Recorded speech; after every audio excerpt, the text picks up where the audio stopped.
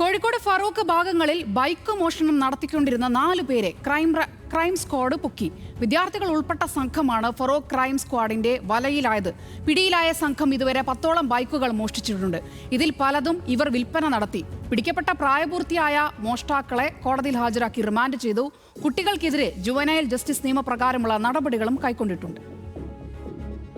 ഫെബ്രുവരി മാസത്തിൽ മാത്രം ഫറൂഖ്, പന്നിയങ്കര, ബേപ്പൂർ, മാറാട് ഭാഗങ്ങളിൽ വ്യാപകമായി നടന്ന മോഷണങ്ങളെ ക്രൈം സ്ക്വാഡ് ഗൗരവമായി കണ്ടു. തുടർന്ന് പ്രദേശത്ത് രഹസ്യ സ്വഭാവത്തിൽ പോലീസ് ക്രൈം സ്ക്വാഡ് കനത്ത ജാഗ്രത പുലർത്തി നിരീക്ഷണങ്ങൾ ഏർപ്പെടുത്തി.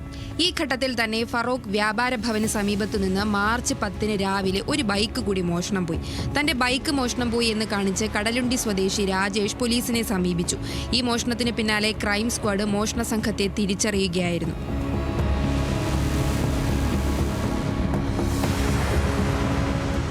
പല CCTV ദൃശ്യങ്ങളും മറ്റു ചില രഹസ്യ വിവരങ്ങളും പോലീസിന് ഇതിനകം ലഭിച്ചു.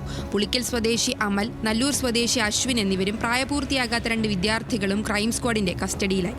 മോഷ്ടിച്ച വാഹനങ്ങൾ നമ്പർ പ്ലേറ്റ് മാറ്റിയും സ്പ്രേ പെയിന്റ് അടിച്ചും രൂപമാറ്റം വരുത്തിയുമാണ് മോഷണ സംഘം വിൽപ്പന നടത്തിയിരുന്നത്. 10 ബൈക്കുകളാണ് ചെറിയ സമയത്തിനുള്ളിൽ സംഘം മോഷ്ടിച്ചത്. ഇത് പ്രാഥമിക വിവരമാണ്. ഇതുമായി ബന്ധപ്പെട്ട് പോലീസ് സമഗ്രാന്വേഷണം നടത്തുന്നുണ്ട്.